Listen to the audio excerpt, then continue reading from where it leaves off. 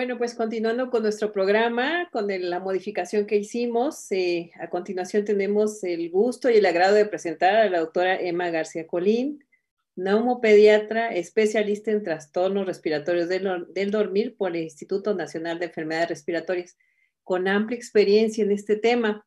Hicimos un ajuste, este era un tema previo a Tania, pero nos va a servir como una validación de conocimientos de los ya adquiridos y una comparación de lo que se tiene que hacer. Gracias, Emma, y bienvenida, y es un agrado tenerte en este foro. Ok, muchas gracias a todos. Buenos días, gracias por la invitación a la academia y a la doctora Pamela. Bueno, pues vamos a empezar, como bien lo comentó la doctora. No voy a ahondar mucho en lo que ya ampliamente explicó Tania, pero bueno, el tema que yo les voy a dar es el de síndrome de apnea obstructiva del sueño en niños en general. Entonces, debo aclarar que no tengo ningún conflicto de interés para la información que aquí voy a presentar. Los objetivos de la charla van a ser conocer la fisiopatología y la epidemiología de la apnea del sueño en niños, saber las principales comorbilidades asociadas y por qué se ocasionan, enfatizar la importancia de un diagnóstico oportuno y algo muy importante, cuándo referir con un especialista, cuándo se tratan, e identificar las diferentes opciones de tratamiento que existen, porque debe ser un tratamiento individualizado. Bueno, pues como ustedes ya saben, desde el 2008 se conmemora cada año el Día Mundial de Sueño, este año haciendo énfasis a mejor sueño, mejor vida, mejor planeta, que todo esto lo vino a cambiar la cuestión de la pandemia y el confinamiento, pero hacemos lo que se puede. Entonces, bueno, para empezar debemos saber qué es el sueño, ¿verdad? El sueño no nada más es llego, me duermo, me desconecto y ya. Entonces es un estado conductual reversible, donde vamos a perder el estado de percepción y la falta de respuesta al medio ambiente, ¿no? Tenemos entonces nuestro reloj circadiano, nuestro maestro biológico por excelencia, que está en el núcleo supraquiasmático, pero fíjense que no nada más va a estar a nivel del sistema nervioso central. Este reloj que va a estar regulado por los ciclos de luz-oscuridad de 24 horas, también se encuentra alrededor de todo el organismo. Entonces, si tenemos una desincronización o una sincronía de este reloj circadiano principal, también se van a desincronizar todos los relojes circadianos que tenemos a lo largo del organismo y entonces hay resultados negativos hacia la salud. Entonces, es bien importante conocerlo. Bueno, pues tenemos dos etapas principales de sueño, que es el sueño sin movimientos oculares rápidos y el sueño con movimientos oculares rápidos, y es bien importante aprender las diferencias entre cada uno, porque vamos a ver cuál es la etapa de sueño de mayor riesgo respiratorio para, pues en general, toda la población.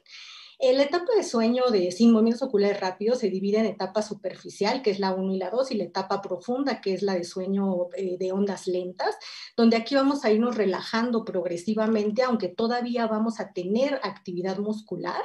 Nuestro tono simpático, cardiorrespiratorio va a ir disminuyendo, pero va a ser regular. Y nuestra tasa metabólica también va a disminuir. En esta etapa, bueno, vamos a tener ensoñaciones rara vez, hasta el 20% nada más. Aquí nuestra mente va a estar quieta, y nuestro cuerpo todavía un poco activo. Sin embargo, en el sueño de movimientos oculares rápidos sucede todo lo contrario. Vamos a estar en completa atonía muscular, por eso se dice que es un sueño paradójico, porque tenemos la mente activa completamente, pero nuestro cuerpo relajado. Va a haber ráfagas de movimientos oculares rápidos y cada ráfaga hay un incremento en el tono simpático, por lo que nuestro patrón cardiorrespiratorio va a ser completamente irregular. El metabolismo también va a estar incrementado y como les dije que tenemos la mente activa todo el tiempo, pues aquí es donde soñamos y soñamos y soñamos, porque al final los sueños, una de las teorías, porque aún no se sabe al 100% cuál es la función de los sueños, pues es obtener de todo lo que aprendimos durante el día lo más importante y hacer constructos de esto. Por eso es que tenemos sueños tan raros, ¿no? Como un ejemplo de este. Estos ciclos, esto de sueño, no more y more, van acompañados de 4 a 5 ciclos a lo largo de toda la noche para que nosotros podamos considerar que tenemos una arquitectura de sueño adecuada.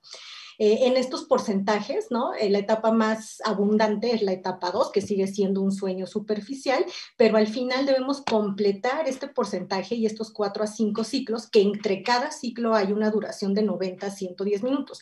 Y bueno, ¿por qué les comento esto? Porque un niño que tiene apnea obstructiva del sueño no va a tener una arquitectura de sueño conservada, ¿no? Y esto es lo que va a llevar a diferentes riesgos a la salud que vamos a ver más adelante. Entonces, cuando estamos despiertos, nuestra corteza cerebral está completamente activa por todos estos neurotransmisores, principalmente por las orexinas, y vamos entonces a regular nuestra respiración. Si yo estoy corriendo, si yo estoy hablando, incremento mi frecuencia respiratoria y el volumen minuto con el que respiro. Sin embargo, como vamos avanzando a lo largo de las etapas de sueño, pues esta fuerza muscular va a ir disminuyendo. Y al final, en la etapa de movimientos oculares rápidos, solamente vamos a estar respirando por el diafragma. Todos los demás músculos que en vigilia o en sueño no REM nos ayudan a respirar, pues van a estar prácticamente abolidos. Podemos decir entonces que el sueño, específicamente en esta etapa, es un estado de inestabilidad y susceptibilidad respiratoria, ¿sale?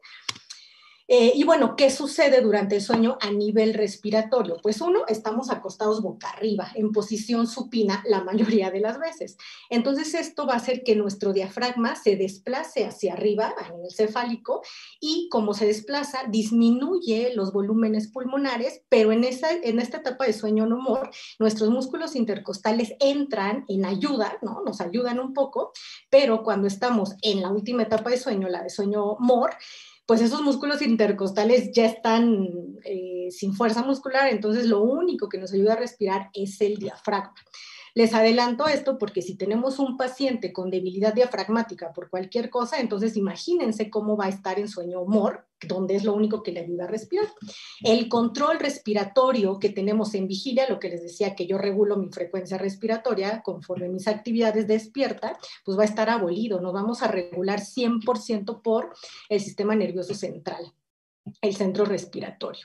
Nuestra respuesta a cambios de oxigenación y a cambios de dióxido de carbono también va a estar disminuida. Es decir, si yo estoy despierta y me ponen la mano en la nariz y en la boca, ¿no? Y yo no puedo respirar, entonces sube mi dióxido de carbono, baja el oxígeno y mi centro respiratorio le dice a mi corteza cerebral, ¿sabes qué? Te estás ahogando, respira más rápido, ¿no? Entonces me quitan la mano de la boca y yo respiro más rápido. En el sueño no hay esta respuesta ante estos estímulos. Por lo tanto, durante el sueño, de manera normal, fisiológica, hay un incremento en dióxido de carbono hasta 8 milímetros de mercurio y en oxígeno hay un descenso de manera fisiológica.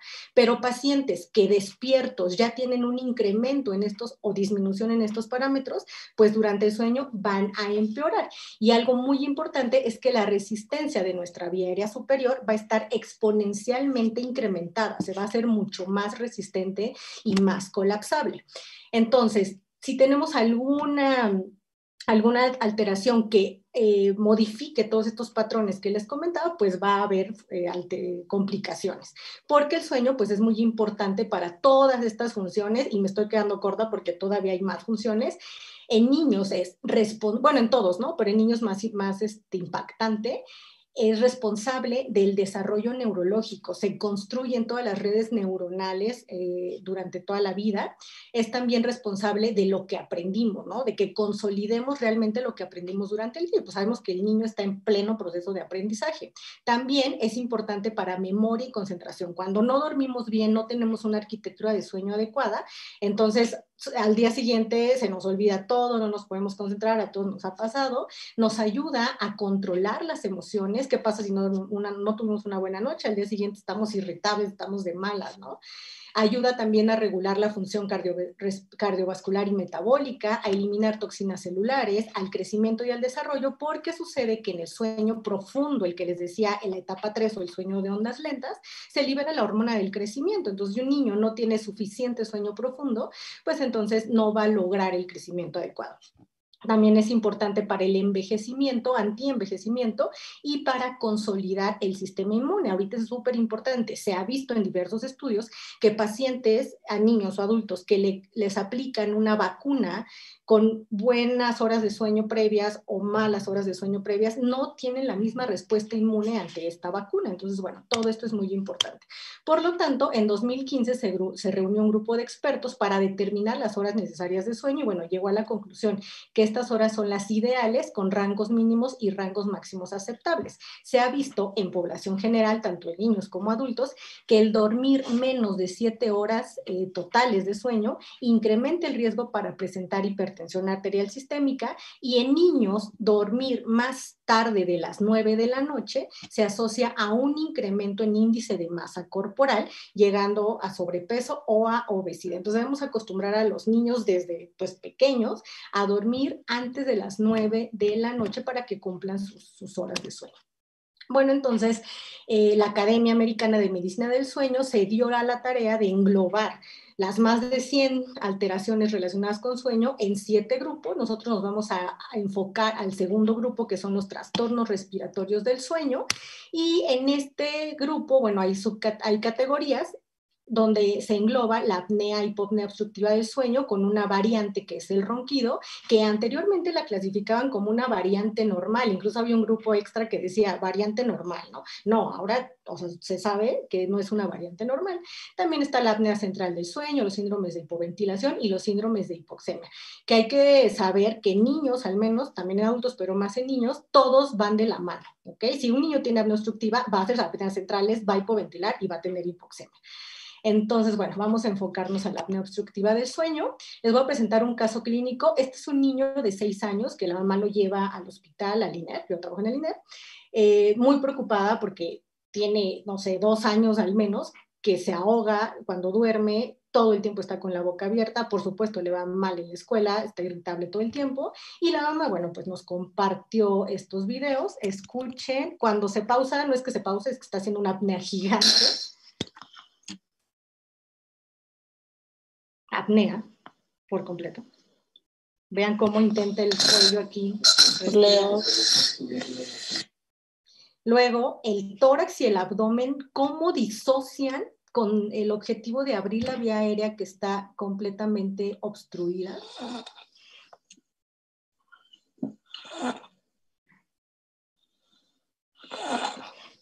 Okay. Y bueno, la mamá, en un intento de que el niño no se ahogue, pues lo coloca de lado.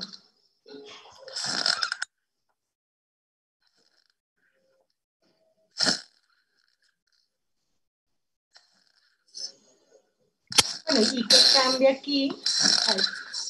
Pues cambia que ya no hace las apneas, pero sigue roncando de manera impresionante. Entonces este niño, pues desnutrido, con somnolencia diurna, irritable, bajo rendimiento, con hipoplasia facial por la respiración oral crónica, maloclusión, apiñamiento dental, reflujo gastroesofágico, hipertensión pulmonar, o sea, vean esta pulmonar enorme. Entonces, todas estas complicaciones, porque, ¿qué le decían los médicos? Va a dejar de roncar, no se preocupe, cuando crezca va a dejar de roncar. Y todas las complicaciones que esto lleva, para que un niño llegue ya de esta magnitud es porque nadie lo atendió a tiempo, o sea, más bien los papás eran los que estaban angustiados, ¿no? Pues bueno, la definición de AOS ya la comentó la doctora Tania Silva, que es una obstrucción que puede ser parcial o total, que lo preocupante de aquí es que altera el intercambio gaseoso, pero además modifica la arquitectura del sueño, no nada más es que colapse la vía aérea, sino las complicaciones que esto lleva. Para fines de polisomnografía, definimos una apnea obstructiva cuando hay un aplanamiento de la señal, o sea, pues deja de respirar prácticamente por arriba de más del 90%, o sea, podemos decir que se aplana la curva o se colapsa por completo la vía aérea superior, pero debe haber movimiento de tórax y abdomen, así como vimos en el video, que el niño no respira, pero el tórax y el abdomen se siguen moviendo con el objetivo de liberar esa presión. Debe durar 2 o más respiraciones de ese niño, a diferencia de un adulto de los segundos de duración. No, en un niño no es por segundos, es por la duración de sus respiraciones, porque la frecuencia respiratoria va modificando a lo largo de la edad.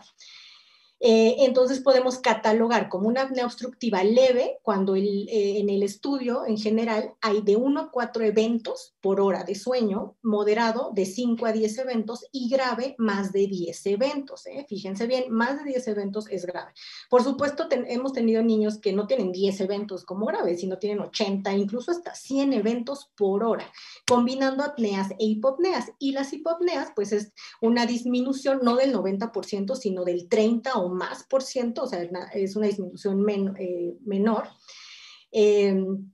con duración igual de 2 respiraciones, pero además el paciente necesita desaturar o necesita alertarse, ¿no? ¿Cuál es la forma en la que el niño no se va a morir por hacer una apnea obstructiva? O sea, aunque se vea muy aparatoso, y eso es bien importante decirle a los papás, porque afortunadamente el centro respiratorio, cuando empieza a acumular el dióxido de carbono, va a mandar la señal de, oye, pues estás ahogándote, respira, ¿no?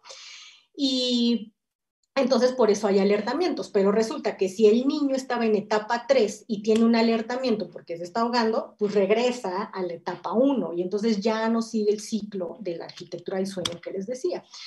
Bueno, entonces tenemos este espectro de obstrucción, bueno, una vía aérea normal, donde el flujo aéreo pasa sin ningún problema. Aquí podemos tener, esta es la faringe, que es el segmento colapsable de la vía aérea. Aquí tenemos la vía aérea superior, que es narinas, todo lo superior, y aquí pues pulmones y diafragma. Entonces el ronquido se considera como una obstrucción parcial, pero fíjense bien que lo importante, o sea, cualquiera puede roncar, todos roncamos y no necesitamos hacernos una polisomnografía y no vamos a entender.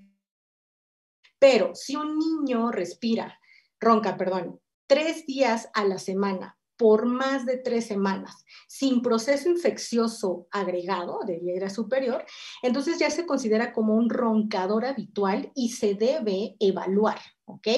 ¿Por qué es roncador habitual y qué consecuencias tiene? Porque por supuesto va a tener consecuencias.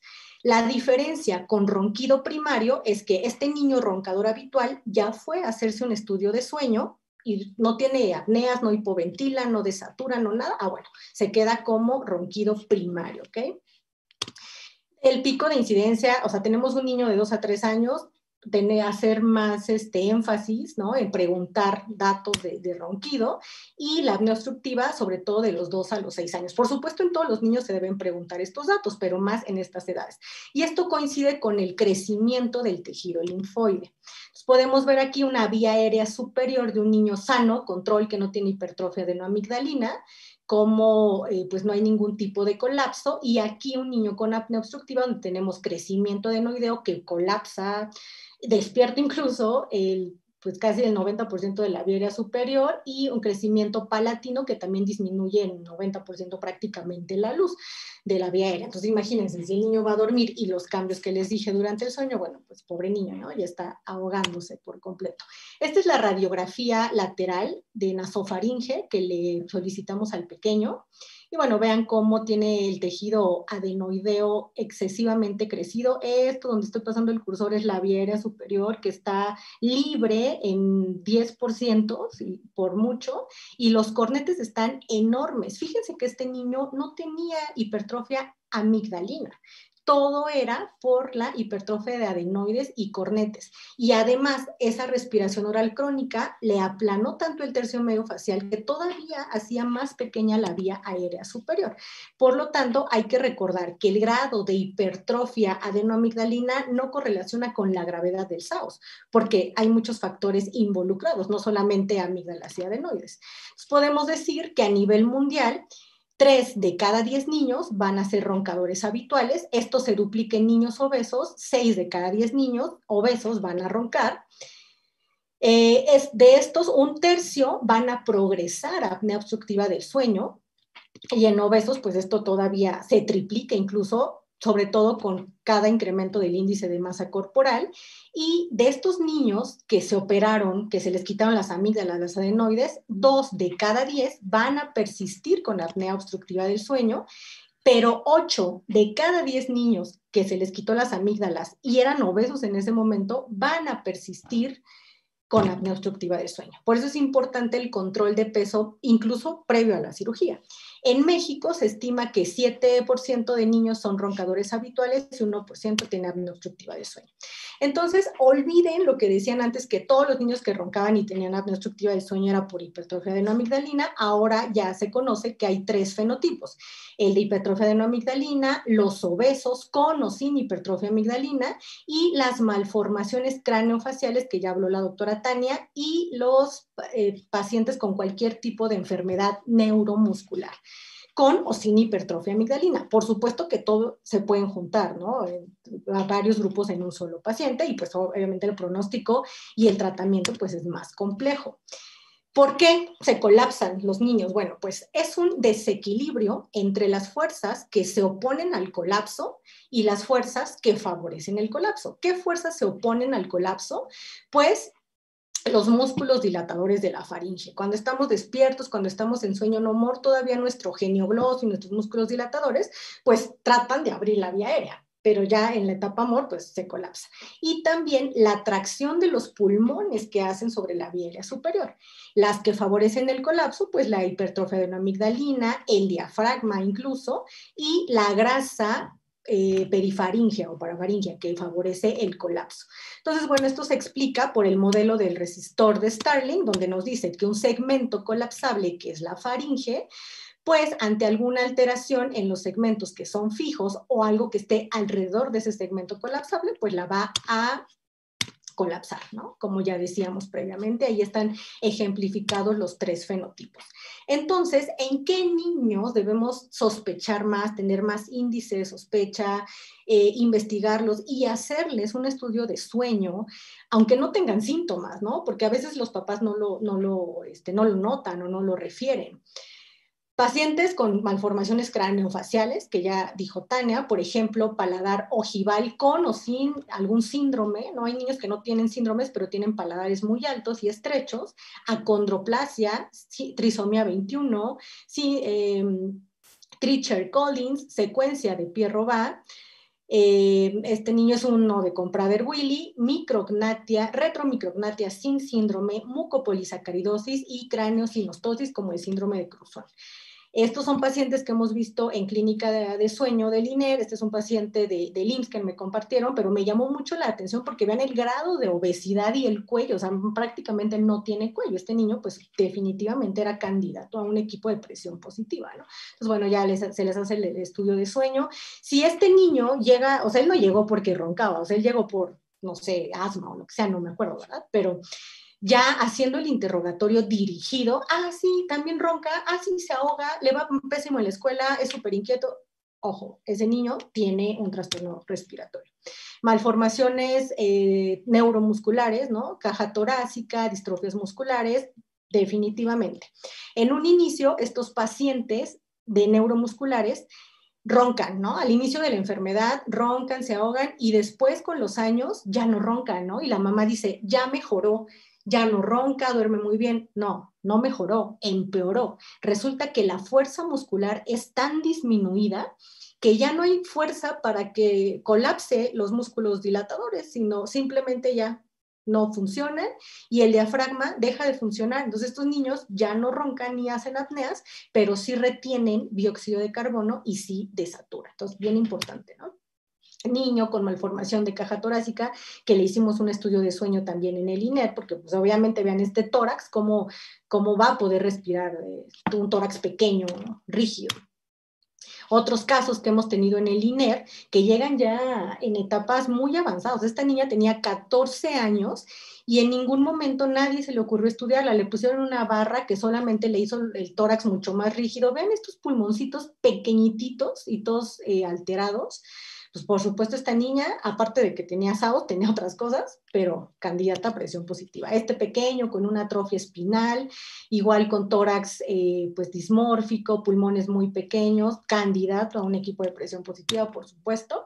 Y bueno, pues estos niños asociado a esta hipoxemia intermitente, es decir, respiro, no respiro, respiro, no respiro, me baja el oxígeno, me sube el oxígeno, me baja el oxígeno, sube durante toda la noche, asociado al sueño fragmentado, ya iba bien entrado en N3, me ahogo, despierto, me regreso a N1, no dejo que continúe las etapas, y estos cambios en la presión del tórax, como el video que veíamos, pues por supuesto van a tener consecuencias, sobre todo neurocognitivas a nivel de inflamación. De hecho, se acepta que la apnea obstructiva es un estado proinflamatorio.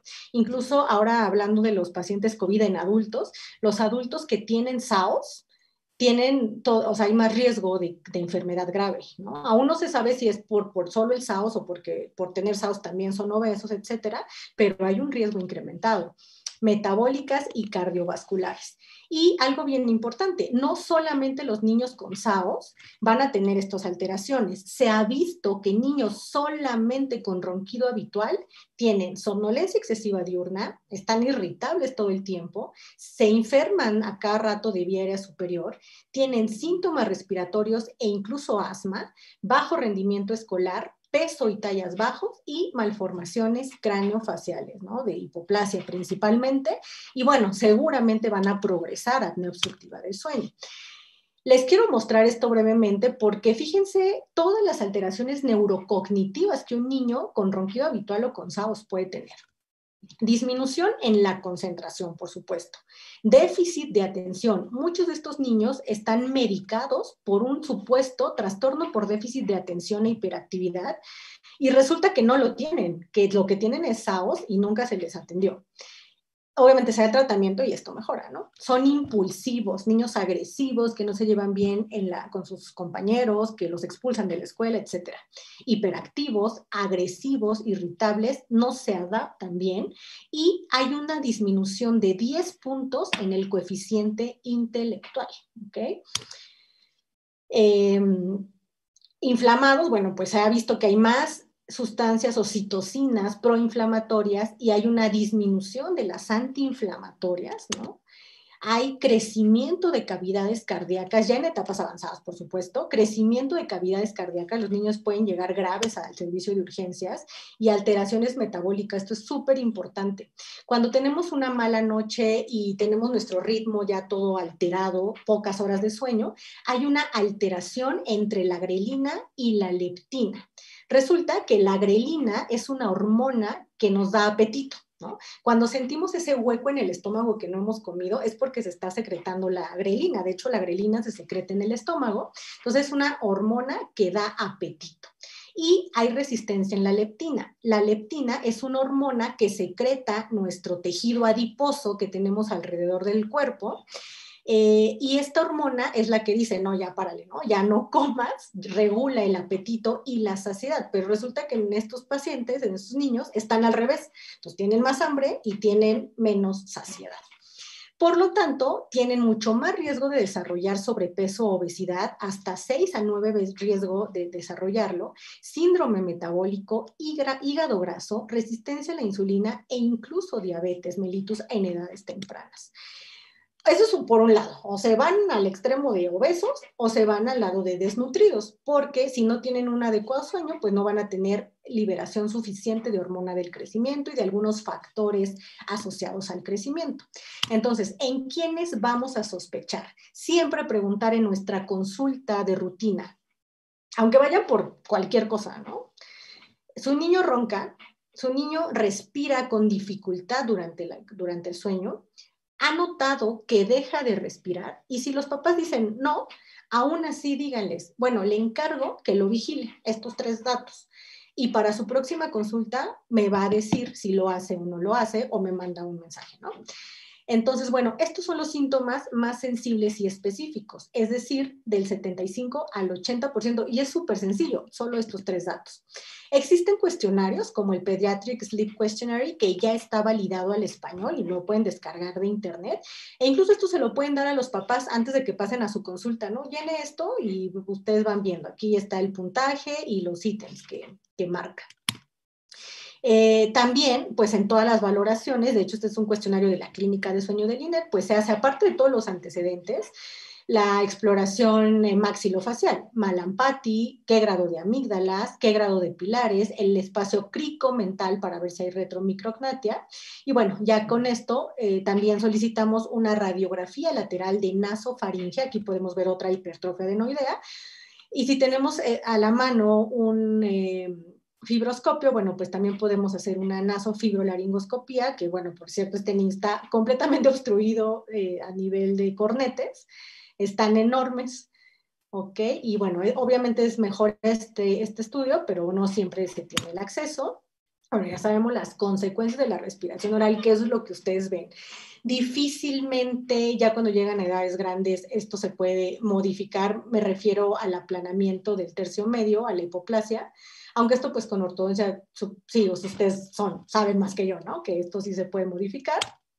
Pero bueno, ya con todo esto, ¿cuándo vamos a mandarlo con un especialista? ¿Cuándo me lo quedo yo? ¿Cuándo lo sigo vigilando? Bueno, pues se creó un algoritmo bastante práctico. Primero, si el niño es roncador habitual, ¿no? Ya más de 3 noches, más de 3 semanas, vamos a ver. Si el niño no tiene criterios clínicos asociados, entonces, pues lo repetimos. En cada control de salud volvemos a preguntar. Pero si el niño tiene 4 criterios mayores o 3 mayores con 2 menores, entonces hay que remitirlo a una unidad de sueño. Y a esto me refiero con niños no sindromáticos, niños normales, ¿no?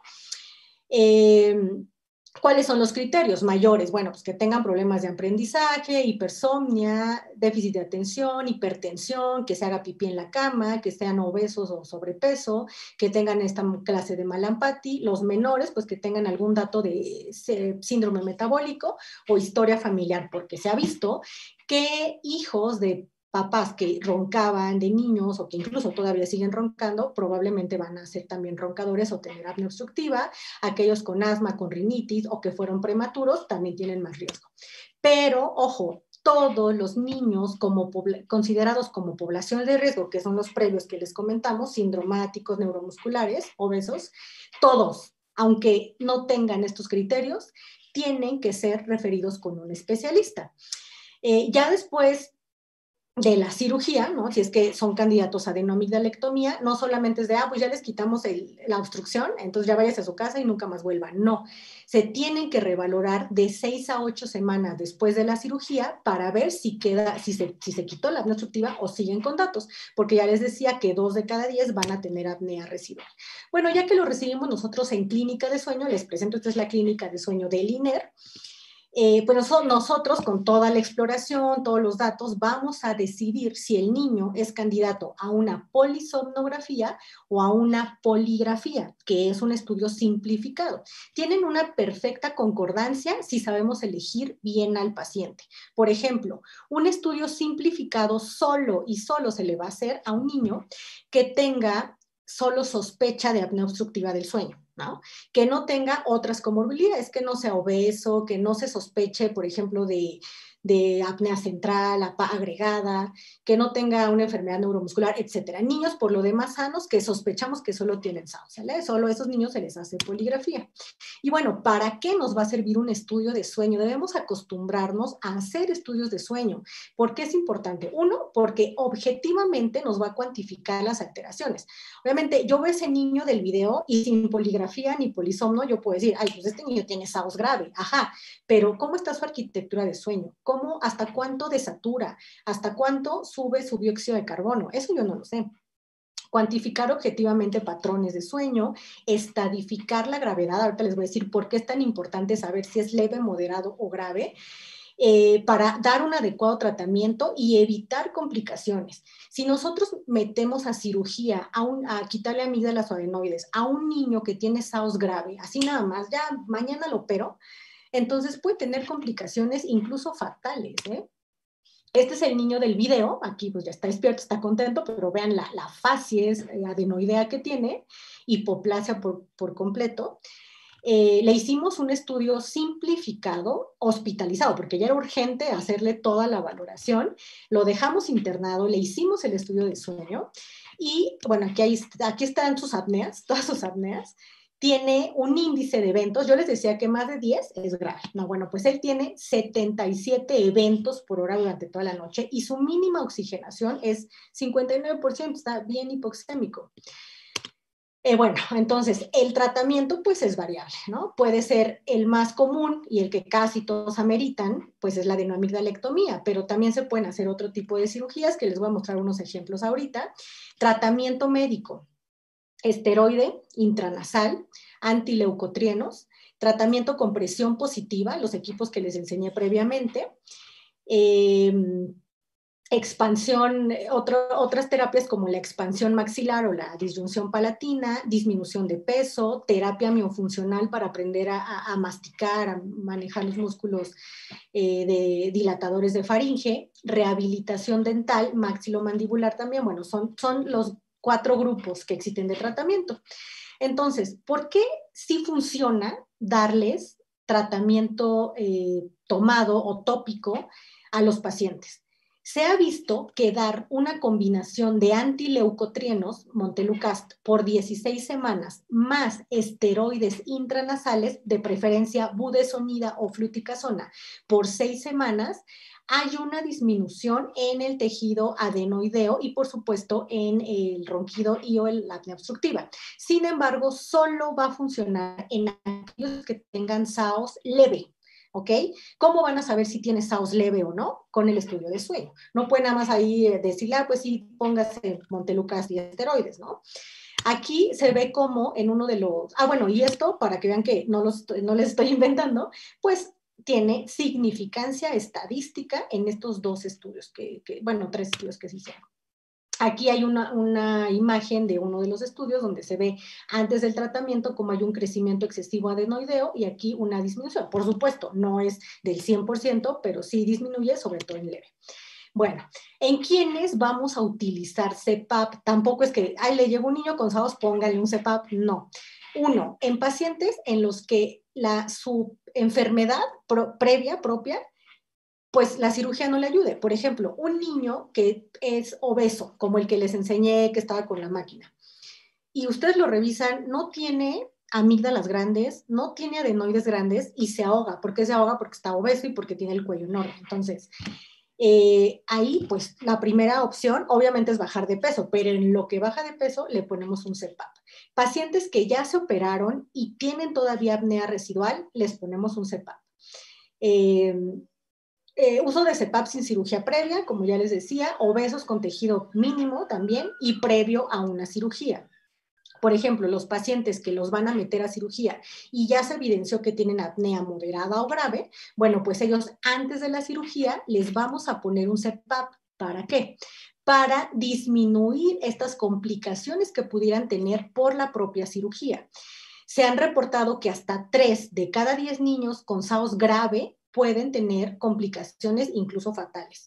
Por ejemplo, laringoespasmo y desaturación, que tengan que salir intubados después de la cirugía y permanecer un tiempo en terapia intensiva con intubación, o incluso edema agudo pulmonar, muy, muy raro, pero puede pasar. Y en obesos, pues esto se duplica, ¿no? Si tenía 3 veces, bueno, pues aquí va a tener 5 veces de riesgo de complicaciones. Y bueno, este riesgo disminuye con uso de CPAP prequirúrgico porque ayuda a desinflamar la vía aérea superior, etc. Entonces, a este niño, como tenía SAOS grave antes de la cirugía, pues le pusimos un CPAP, lo operaron. Ahorita no le hemos hecho el estudio de control por la cuestión de contingencia, pero los papás refieren una mejoría clínica considerable ya operado y todo. Entonces, las técnicas quirúrgicas, pues bueno, pueden ser la amigdalectomía o adenoamigdalectomía, una faringoplastía expansiva para ampliar el diámetro de la vía aérea superior. Y fíjense bien, después de que mandan a operar a un niño, porque ustedes detectan al niño, lo mandan con el otorrino y todo esto, se hace el abordaje, el otorrino opera al niño.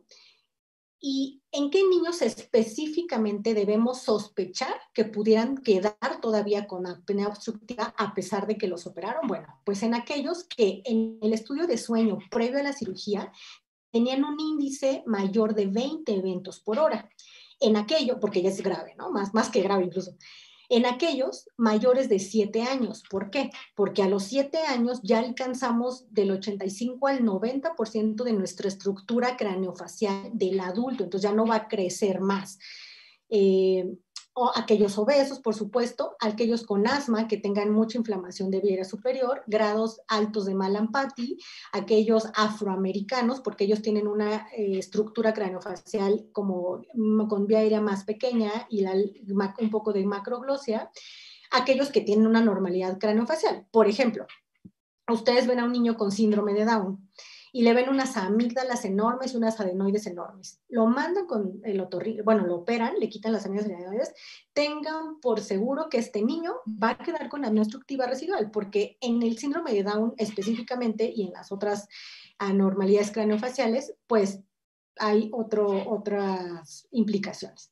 Defectos cromosómicos, cualquier síndrome, y las enfermedades neuromusculares. O sea, como que en ellos es una ayuda nada más quitarle las amígdalas, no los va a curar. La úvulo-palato-faringoplastía, que sí, también se hace en niños, pero fíjense que hay indicaciones muy precisas. Los únicos niños que se ha visto que se beneficien de esta técnica son aquellos con parálisis cerebral y nada más, ¿no? Los demás no se favorecen. Distracción maxilomandibular, aquellos niños con micrognatia extrema, casi siempre son sindrómicos, por ejemplo, el Pierre-Robert y el Treacher-Collins, que prácticamente no tienen mandíbula.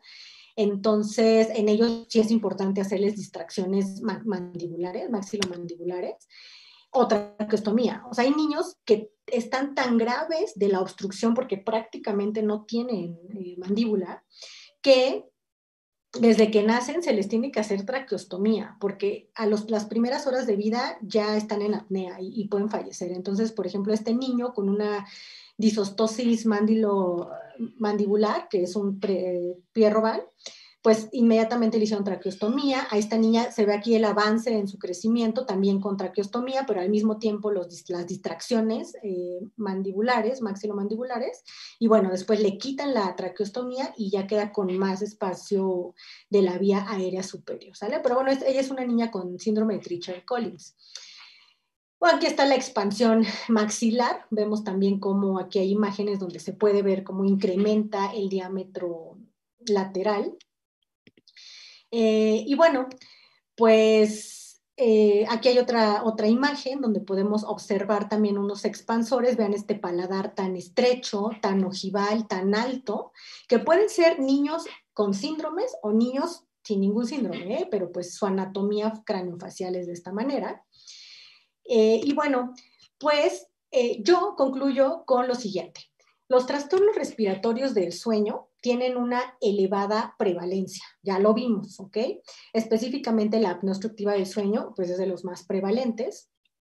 Son un gran problema de salud pública porque no se diagnostican a tiempo y entonces cuando ya llegan tienen pues más complicaciones que realmente constituyen un problema de salud pública, tanto por hospitalizaciones, por gastos en salud, por ejemplo, niños que no alcanzan a llegar a estudiar más, por ejemplo, o pues previamente les iba mal en la escuela, no alcanzan su potencial. Y lo peor de todo es que están subdiagnosticados.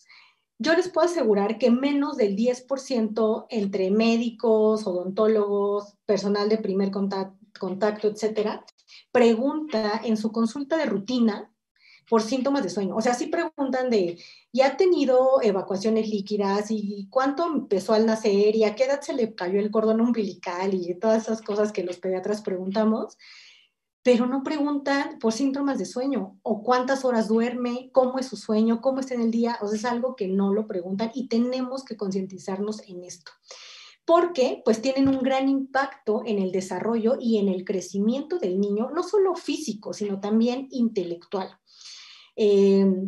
Entonces debemos sospechar y referirlos a tiempo. Ya les expliqué, ya les dije cuándo sí referir a un niño y cuándo todavía ustedes los pueden vigilar. Tiene que ser, bueno, de preferencia, idealmente cualquier pediatra lo podrían referir y no hay ningún problema, pero de preferencia, pues con un pediatra especialista en trastornos de sueño. Hay clínicas de sueño en la UNAM, en el Hospital General, que es la clínica de sueño de la UNAM, en el Instituto Nacional de Enfermedades Respiratorias, que bueno, ahorita no tiene funciones. Hay clínicas privadas también, entonces hay opciones, ¿no? ¿Y por qué referirlos a tiempo? Pues porque esto nos va a permitir dar un diagnóstico oportuno y un tratamiento oportuno para así evitar complicaciones, mejorar la calidad de vida y que alcancen un potencial, su potencial que ya tenían genéticamente pues dispuesto. Quiero concluir con una frase del doctor Christian Guilleminot, que la doctora Tania comentó en su plática. El doctor Christian Guilleminot fue el pionero, fue porque desafortunadamente ya falleció el año pasado, fue el pionero en la medicina de sueño en niños. Fue el primero que hizo polisomnografías en niños, porque antes todo era adultos, adultos, adultos, y él dijo, no, a los niños también les pasa y los voy a comprobar. Y con solo 8 niños logró comprobarlo. Él seguía todavía activo hasta el año pasado, todavía seguía publicando artículos hasta el año pasado, y bueno, lamentablemente falleció. Pero él decía, uno no debe tener una vista miope, ¿no? Para ver lo que es realmente un problema de salud. El ronquido regular y crónico siempre ha tenido un impacto en la salud cuando lo hemos investigado apropiadamente, cuando hemos investigado al niño apropiadamente, y no solamente verlo como un ronquido primario que se va a quitar con el tiempo, ¿ok? Bueno, por mi parte es todo. Les agradezco su atención. Creo que me sobró tiempo y ahí está mi correo por cualquier duda. No sé si tengan preguntas. Dejaré de compartir mi pantalla y pues por mi parte es todo.